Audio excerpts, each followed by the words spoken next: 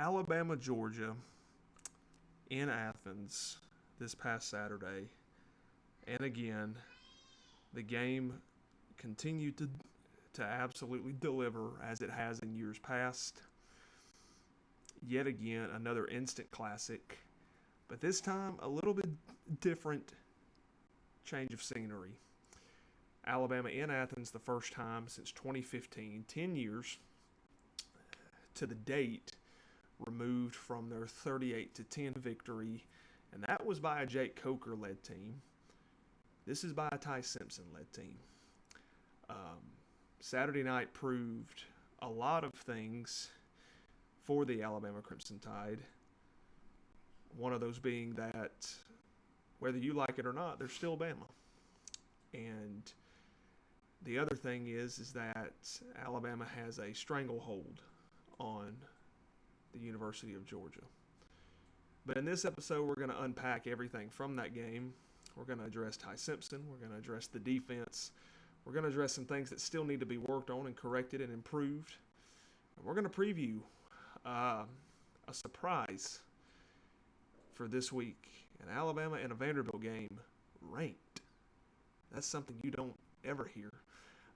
10 versus 16 coming into Tuscaloosa. The first time these two teams will be ranked in the top 15 in 87 years. A lot of that's coming up here on the Bama Factor with Alex Taylor. So welcome into the Bama Factor. A little bit different studio setup. Orange Beach, Alabama in the background. Extra person here tonight as well. You've seen him before. You know who it is. Proud to introduce, I call him my father, but for professional purposes, we'll call him Steve Taylor. So I can say Dad. How are you? I'm doing great, Alex. It's a pleasure to be here tonight and be able to do this with you as we're spending the week in Orange Beach. We look forward to what Alex has for you tonight.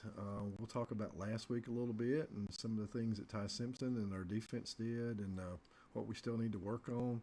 And certainly, like Alex said a moment ago, it's probably in my lifetime, certainly the first time Vanderbilt's come into our stadium ranked. It's the first time they've come into our stadium undefeated. It's probably the first time that, certainly as Alex alluded to, that both teams are ranked. Hopefully, after this week, Vanderbilt's record, which is better than ours, they've not lost a game. And they're talking about Pavia for the Heisman. But we've got a quarterback of our own that we may see reach that pinnacle when this season is over as well. We certainly hope so. But we look forward to tonight, and a pleasure to be here. Absolutely. Thank you. Great to have your insight here. So we're going to go ahead and just jump straight into it. So again, the task at hand, as I said last week on the podcast, if you've listened to it, if you tuned in, my score prediction was spot on. I said Alabama 24-21. So I'm glad I was right. But Saturday night told us a lot of things. Just going to go through a couple stats. Alabama 25 first downs to Georgia 17. Total yards, Alabama 397 to 357 for Georgia, 280 through the air, 130 for the Dogs. On the ground, however, Georgia with 227, Alabama with 117. Alabama only 4 penalties for 16 yards. That was huge. Georgia 6 for 68. Time of possession, Alabama really controlling the game, 35-36 to 24-24 for Georgia. But the big number and the key stat in this game, third down efficiency, Alabama 13 out of 19 opportunities. Georgia 2 for 8. That's where this game was really won. It's where it was lost for Georgia. But starting from these stats, just a little overview. Alabama really went into Athens overall. 33-game home win streak. So let's address the elephant in the room. 33-game home win streak snapped yet again. Another streak snapped at the hands of the Alabama Crimson Tide. If you will recall, Georgia came in winning 29 straight games to the 2023 SEC Championship game. Alabama ended that streak. Alabama also ended their streak of 40 regular season games thereabout. Alabama ended that last year in Bryant-Denny. Alabama also ended a couple streaks as well. It was the first time in 72 straight games that Georgia had not led at any point in the game. So overall, just Alabama is the streak killers, pretty much, I would say. Alex, and what you alluded to on third down conversions, correct me if I'm wrong, but we went 11 for 11. 11 for 11 at one point. And that's hard to beat right there. I mean, the announcers, Kirk Herbstreit and Chris Fowler, were, they can continue to say, can Alabama pick up another third down? And here it goes, here it goes, here it goes. I don't know of a team this year that has gone 11 for 11 in a row to start a game in third down conversions. But thankfully we did. And like you said, time of possession is so important. And we control the clock. That's what we've got to do to, throughout this season. We've got some great competition coming up. And certainly one of them is Vanderbilt. I can't believe I'm saying this, but one of them is Vanderbilt, and we'll talk about that in a moment. And then we've got other competition coming up too with some great quarterbacks at Tennessee, and perhaps some people think Nussmeier at LSU, Jackson Arnold at Auburn. But we've got some great quarterbacks that we've got to defend against, and we've got controlling that clock, controlling the ball is extremely important. It keeps our defense fresh. And our defense played an extremely good game in the second half last week, and we'll talk about that in just a moment. And absolutely, really kind of wrapping up the first segment of the preview, because we'll allude to more specific parts, but just in the overview, it's if you look at how Alabama started the game, they go 14 plays, 75 yards, take 6 minutes and 32 seconds off the clock. Then they go 14 plays again, 82 yards, take about 6 minutes and 48 seconds off the clock. Pretty much an entire quarter. So right there, your time of possession in the first quarter, Alabama was at 12:36 of the first quarter. So it just they were driving on that second drive into the second quarter, and again, just their ability to hold that ball, have those long sustained drives, and as I alluded on the show last week, make Georgia's defense beat you. And unfortunately, Alabama put Georgia's defense in the situation where Georgia could not get a stop at the end of the game, and where Alabama was able to wear them down. And I'll allude to something a little bit later in the show about it, but overall, Alabama defeating Georgia 24-21, 10 out of the last 11. Kirby Smart drops to 1-7 against the Crimson Tide in his tenure, and that just proceeds to be the talking point that Kirby Smart can't get over the Bama hump. He can't get over that. But now we're going to move on to our second segment. And again, this is talking about the guy, the man of the hour, Ty Simpson. So 24 out of 38, 276, 7.3 average. 2 touchdowns through the air, almost a flawless QBR. Did run 4 times for 12 yards and a touchdown, his longest one of 10, and that was early in the game. But something I want to allude to about Ty is, first of all, I just want to talk about how calm he was. It was his calm and collected nature going into a very hostile environment. And if you look at the first game of the season, Florida State, you went into a hostile environment, and not that Ty played bad, but again, your first experience in a hostile environment wasn't a good one. You come out, you lose 31-17. You could have played better. You didn't play bad, but you could have played better. But Ty, from the start of that game, from the first pass he attempted to when he took the final knee, he was in complete control. The atmosphere didn't faze him. He never looked rattled. He never looked upset. It seems like with each drive he just got more confident, and you could tell he was in complete control. And you could also tell that just by the way his receivers reacted to him throughout the entire game, that he's the guy. He is your QB1. And if you saw the pregame video of him, really giving a speech to his team, and if you saw him in the locker room as well, his pregame speech, it was, he said it's Alabama against the world, and it's us against them. And he said, we don't care about what they do, we care about us. And that sounds very like someone we used to know, and his name was Coach Saban, and he said that a lot. He says, we don't care about them, we care about us. As Ty Simpson played under Nick Saban, so he does have a lot of Saban-esque in him. But Ty Simpson, just overall, the first word that comes to my mind is just control. It's just like he had control all night. in my opinion. Alex, and it goes without saying, I'm sure pretty much every Bama fan knows what Ty's stats were last week. But one of the things I'd like to point out is the difference between the first game of the season against Florida State and the game against Georgia in Athens, both on hostile territory, both in very similar situations. You know, Florida State not really expected to do a great deal this year, but they certainly played very well against us. But what I'm speaking of, the difference in our offensive line play from that game to the Georgia game, and it was tremendously there was a tremendous vast difference in the way they played in the first game of the year against Florida State and Georgia. And you've got to give accolades, because I think, if I'm not mistaken, we played 9 different offensive linemen in this game, and I never really saw a significant breakdown. Ty was not sacked. He might have been hurried a couple of times, but other than that, you know, it was pretty much a flawless offensive line game. And in respect to what Ty did, a lot of the credit goes to that offensive line, because he wasn't running for his life like he was against Florida State. Listen, Florida State had the perfect recipe for us in that first game, but we have matured. We are being coached well. I have kudos to our offensive line coach, our offensive coordinator, and our head coach, Kalen DeBoer, for getting these guys ready for Georgia. And it was a marked difference from that first game of the season. I completely agree. And then, again, you know, we can't really mention Ty Simpson. Of course, he's the orchestrator. You know, he is he's your conductor, so to speak. But, you know, his skill players around him, it was good to have Jam back. I mean, he did have 16 carries for 46 yards. You could kind of see at the beginning of the game, I mean, he was a little bit timid, but, again, getting back into the game shape. But Kevin Riley continues to be a bright spot. I mean, 10 carries for 30 yards, so right there in between.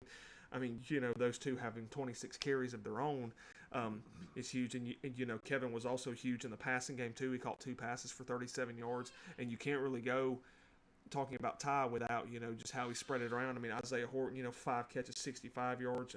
Obviously, Hollywood, 5 for 43. Brooks, 2 for 40. Jeremy had 5 for 35 and a touchdown. So, and, you know, Jeremy being used in a lot of other ways. Jeremy caught a pass, had rushing yards, and threw a pass in that game.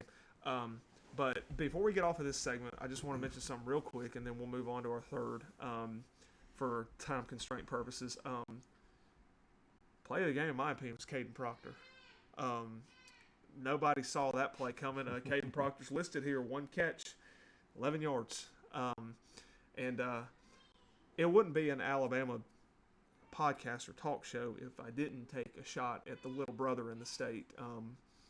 So Caden Proctor has as many receiving yards as an offensive lineman as a certain wide receiver for little brother named Perry Thompson, who, in his own words, verbatim, says that Hugh Freeze develops wide receivers better than Nick Saban did. So it's your second year, you haven't really contributed much. That's all I'm going to say. So had to throw that in there. But other than that, Ty Simpson, great overall performance in complete control, led the offense, and again, that time of possession over 35 minutes, had the ball over half the time. That's all you can ask for. I'm going to say that's a great choice, Alex, but I'm going to name LT Overton.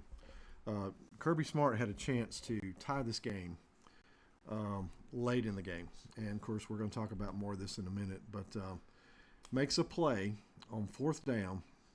They decide to run, and LT Overton makes an incredibly athletic play.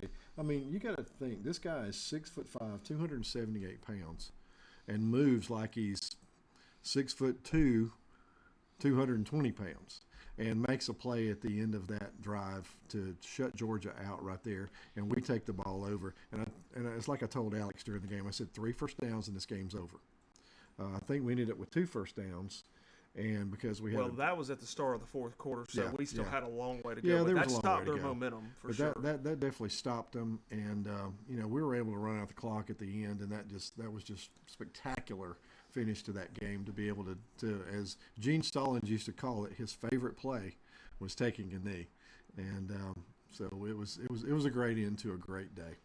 And so now, kind of leading into that third segment, you know, the defense was you know, they were really built for that moment, and you know, the defense got challenged. I mean, you know, all the way from the first game against Florida State, you know, they they got embarrassed that first week. Their effort was questioned. Their character was questioned, and a guy that was really questioned a lot was Bray Hubbard, and I've talked a lot about him on this show. But Bray Hubbard's effort and character was questioned a lot that first game.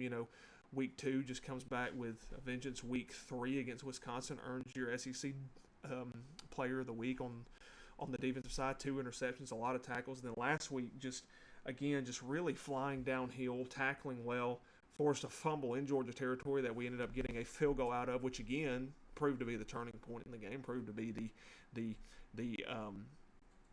correct margin that we needed there, because we obviously won by 3, but the defense on Saturday night, you look at them giving up 227 yards on the ground. They busted a couple things outside. Containment was kind of an alignment issue. Can't do that against Vanderbilt. And you can't do that, as you get further down. But again, it just proves that offense did all their scoring in the first half, and yet we played complimentary football because I'm not going to say the offense stalled, but the offense couldn't complete drives in the second half like they were in the first half. They were still moving the ball, but let's be honest, they weren't converting those into points. We were shut out in the second half. However, that's where you lean on your defense, and Ty Simpson alluded to that. He said he was super proud of his defense. And, they came up big several times in the second half, especially in the fourth quarter, where they needed to get off of the field, where they needed to make those third down stops. And again, Georgia being 2 out of 8 on third down was unheard of, really, when you're talking about a game in Athens. And you heard Kurt Hershey and Chris Fowler, if you watch the game, say, I don't know of a team that's come in here and has gotten 13 out of 19 13 out of 19 third down conversions on Georgia, and Georgia's only got 2. And he said you just don't see that. So again, the defense, LT Overton, huge stop there. I think that right there, you had a lot of moments where Alabama would take some momentum and Georgia would take some, but Georgia was driving at the end of the third quarter. It was a huge run by Gunnar Stockton, 21 yards, and then they come to a 3rd and 3. Gunnar Stockton pulls it yard short. They try to go very quickly, and as you alluded to, LT Overton just shot that gap. And again, he didn't tackle him cleanly, but he did just enough to trip him up. Because, I will give it to Cash Jones. Cash Jones gave him a stiff arm to the helmet pretty well, but LT Overton just used the leverage he had, and again, it was enough to trip him up. And even though that was at the 13:46 mark of the fourth quarter, that was a lot of momentum that Georgia had that was just sucked right out of him at that point. And again, Kirby Smart in this series with Alabama has been known to blunder on 4th down several times. And you go back to 2018 SEC championship game, 4th and 11, he fakes a punt in his own territory, sets Alabama up in a tie game, 28-28. But just overall, the defense had that bend but don't break mentality. I thought Lawson played a good game. I thought a lot of freshmen played well. But overall, I'd be interested to hear your thoughts on them. Alex, the defense obviously answered the bell in the second half. Our offense did not score. Thankfully, we had a 10-point lead at halftime, and we did not relinquish that in the second half. And in our next segment, we're going to talk about what still needs some work. Our defense, as far as the running backs go, but let me give credit to Bowers and to Frazier. Those are 2 really, really good, highly rated, coming out of high school, and you could see it on the field, running backs. And we probably won't face a duo like that until this Saturday. Vanderbilt's running back is very good, and obviously their quarterback is Pavia is just he's very elusive, and he's very bold. He's already saying that it's not even going to be a close game. Hope he's right, but I hope he's wrong on the team that wins. So the defense needs to continue to improve, especially in the run defense. A couple of times our defensive backs got burned, one for a touchdown and another for a long gain. And we've got to shore that up. And I know the coaching staff knows this better than I do, and that Alex does. But we've got to really just continue to we're not going to tackle everybody for a loss on every play.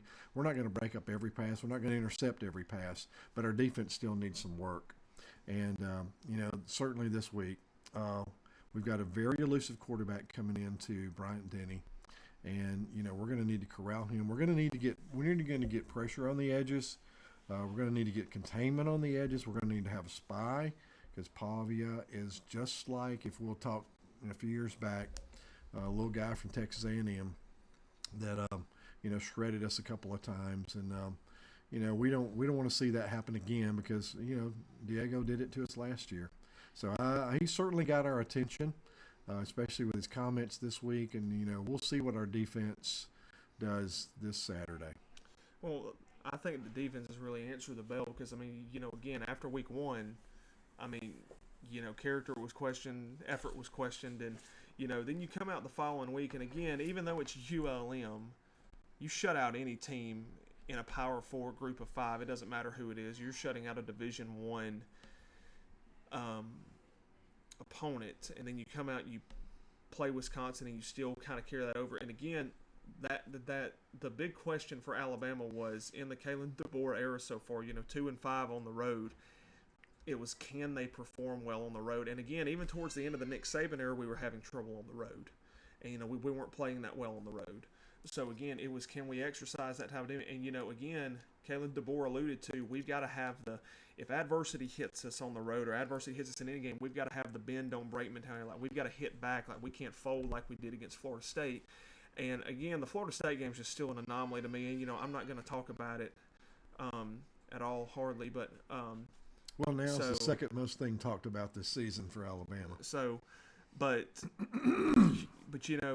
just hearing the guys around, hearing LT Overton, hearing Ty Simpson this week, hearing Isaiah Horton, some of the other guys, talk this week, preparing for Vandy, they've moved on from Georgia, they understand that it was a good win, that it was, that overall it was a momentum building win, but, they've got to move on, and that kind of brings us into our last segment of just, again, the Vanderbilt preview, you start off by talking about, Vanderbilt is the number 4 most efficient team in the nation right now. They've got, really, this is hard to believe. And again, a lot of this has to show with who they've played. And again, I know they beat, South Carolina 31-7 in South Carolina, which was impressive. But they played Georgia State, Utah State, Virginia Tech, and I forget who they started the season off with. But haven't played huge Power 4 teams at all. And so again, just kind of goes back to the level of competition. But they have the number 2. They have the number 2 offense in total offense currently, and they have the number 18 rushing offense. They're rushing for over about 230 yards a game. Alabama's sort of, been susceptible to the run this year. You saw it week 1, Florida State. You saw it this past weekend. But pass defense, Alabama is second in the country at 113. So Alabama's pass defense has been very good this year. Again, they've given up a few big plays here and there, but not as much. They've been pretty locked down in the secondary. But as far as Vanderbilt coming in, let's just revisit last year. Alabama came off an emotional game against Georgia. And I'll be dead honest, I think we just overlooked Vanderbilt a year ago. I think our team just kind of was coming off of the Georgia game. I think we overlooked them. I think we thought that we could just go in, just kind of play, not really compete. But Vanderbilt was coming in there to compete. Vanderbilt was obviously motivated.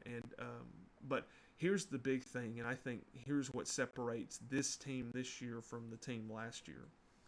And again, I don't have anything against Jalen Milroe from a year ago, but you can't come out of the gate on the road, no matter who you're playing, and spot them 14 points in the first 5 minutes. That's what hurt us that game. We lost the game by 5 points, but we spotted them 14 in the first 5 minutes, and, we got behind instantly. So with Ty Simpson, again, Alabama, only FBS team in America right now without a turnover. Only FBS team in America. And again, I don't want to jinx us here, but knock on wood. But again, we heard it all through spring. We heard it all through fall camp. All the coaches said Ty Simpson takes care of the ball. He just doesn't turn the ball over. Now, there were about 2 or 3 times Saturday that he could have. There was one kind of on the first drive. He threw it right to the guy, and, he knew immediately, but then boom, comes back.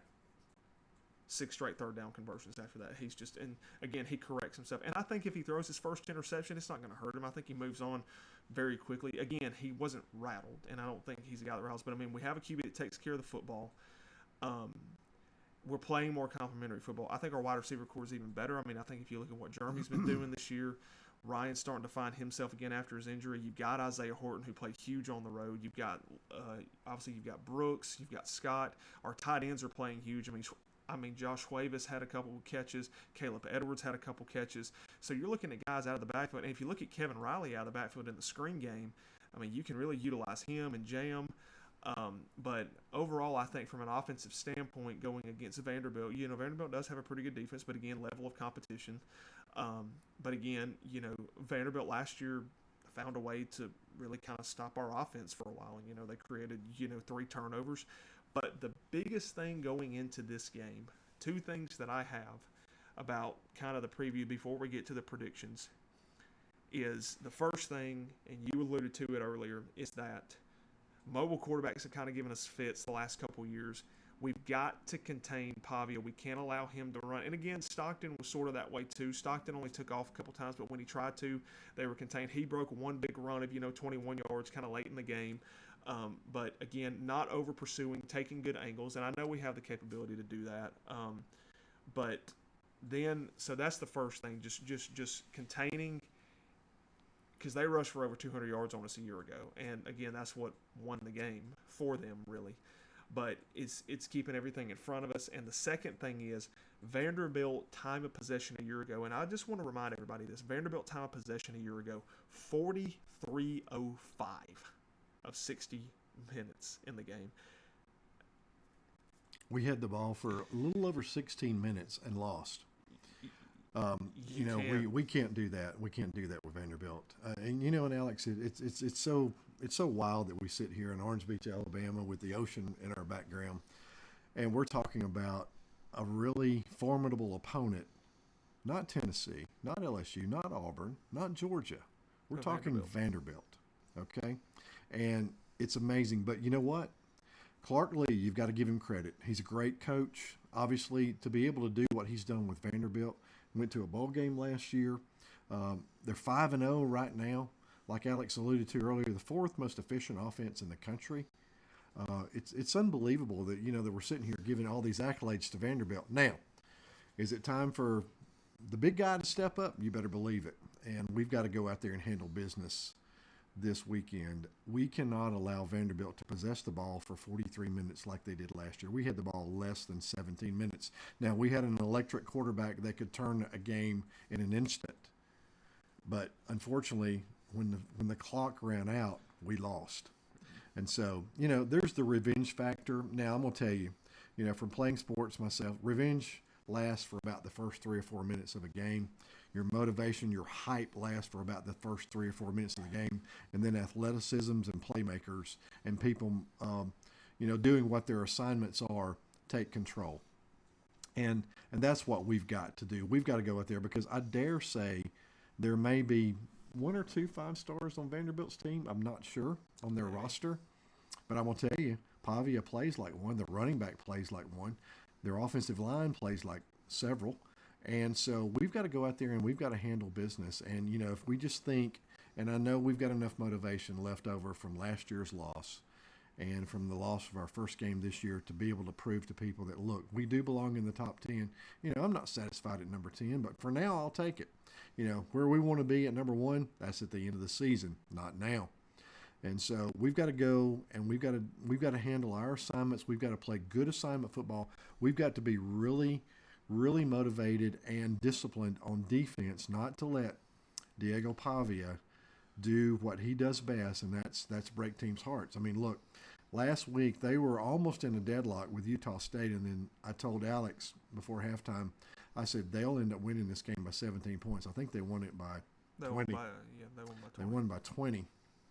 And so, and he's very bold. He says, this game's not even going to be close. I hope he's right.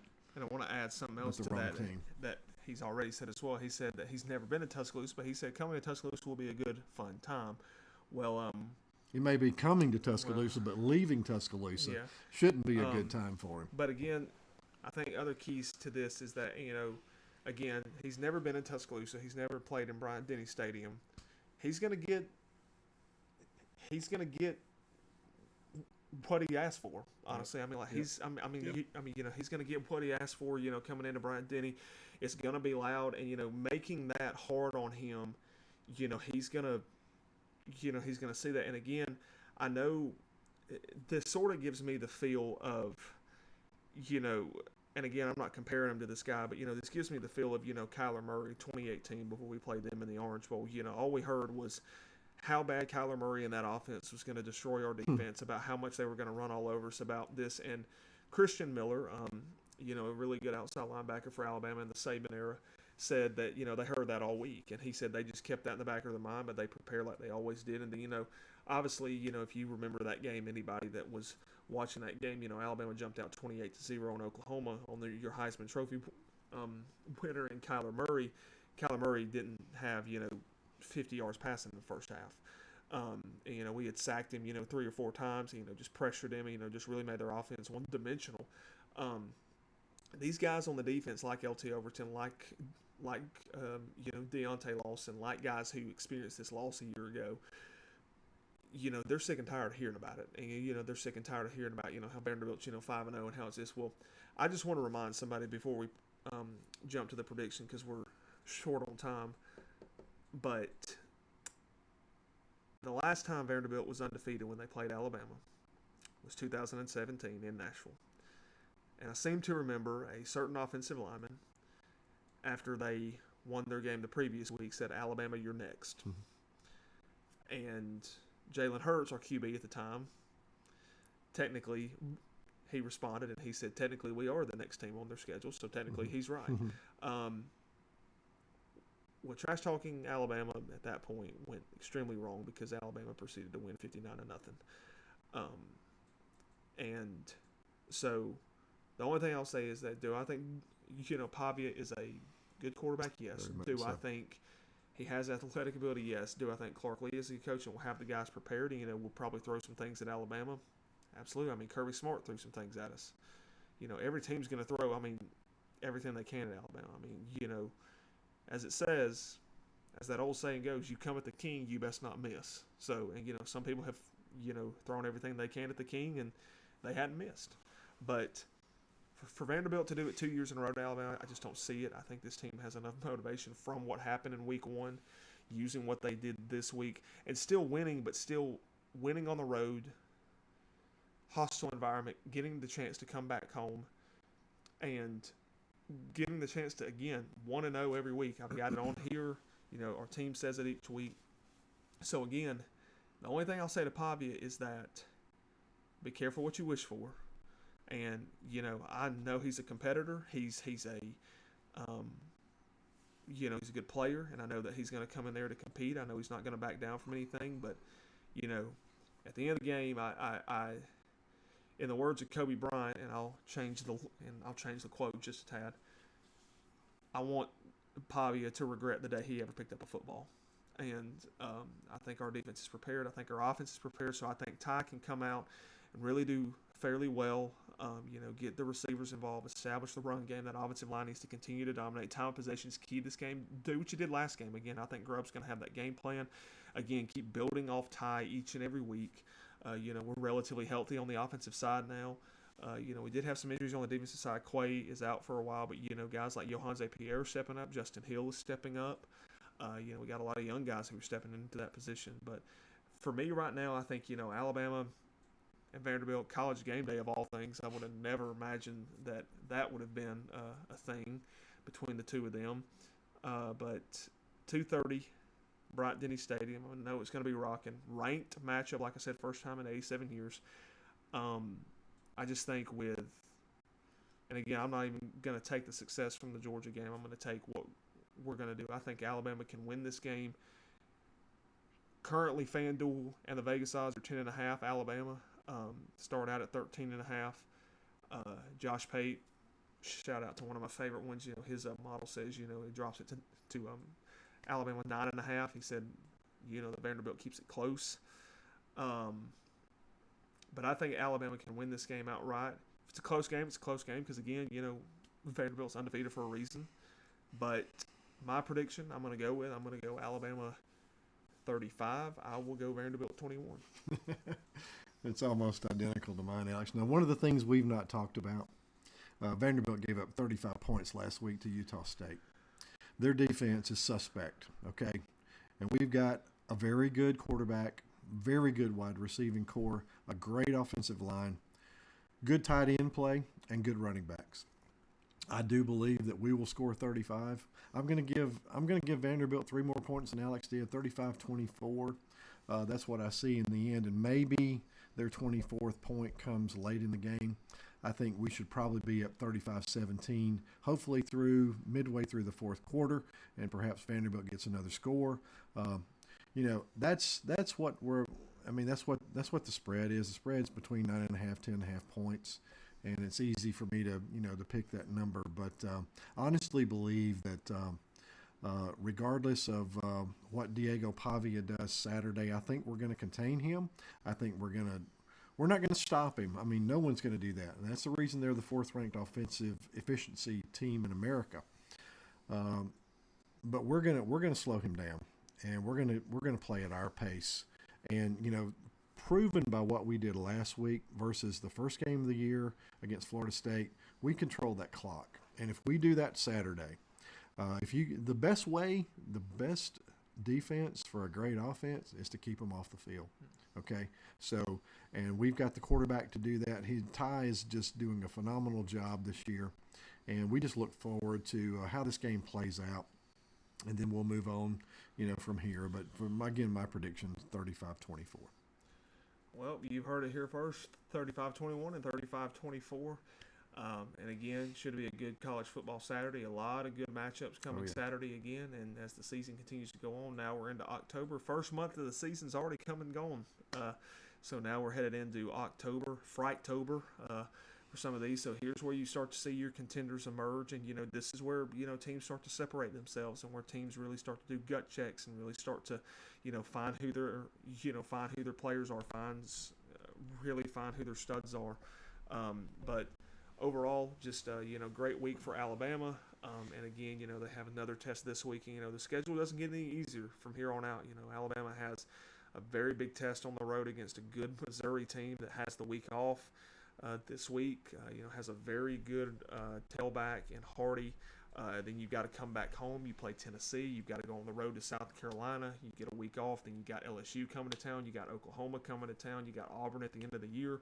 I say it every episode, the schedule, it's a gauntlet in the SEC. You beat each other up every week. So and that's why I say every year. Starting next year, we have 9 conference games. And the person who comes out of the SEC every single year, they're strong, and people ask, well, how come the SEC doesn't perform well or good in the postseason, or how come they always get, they're 3-6 in the ball games and everything? Because we beat each other up through the year, and then every other conference can't really say that. I mean, maybe you can give a little bit to the Big Ten, somewhat to the ACC, but I mean, other than that, if you look at the Big 12, they are beating each other up. Everybody that's left, and all your other conferences are not really beating each other up. So. But overall, Alabama's just got to go take care of business. So overall, keys to the game is just offensive time of possession, keeping their offense on the sideline, wearing down their defense. Again, make their defense beat you. Creating some turnovers as well. We are currently right now we are +9 in the turnover margin, not having any. And again, I think this team, again, as Ty Simpson said, that chip on the shoulder isn't going anywhere. It just intensified through Georgia. And again, a win at Georgia like that does give your team a lot of momentum. It does give your team some extremely good, momentum heading forward. But overall, excited for the opportunity again. This is going to be another test, another challenge, and again, another opportunity to get a ranked win. So Alabama's got to come out and prove it, and, prove that we're still Bama, prove that we can do this, still shut a lot of people up. And again, I know the world is still doubting us. Everybody's going to really buy into Vanderbilt. But overall, I look forward to it, and it should be a good college football Saturday. If you're traveling to the game, safe travels to everyone, to all of our Vanderbilt fans as well.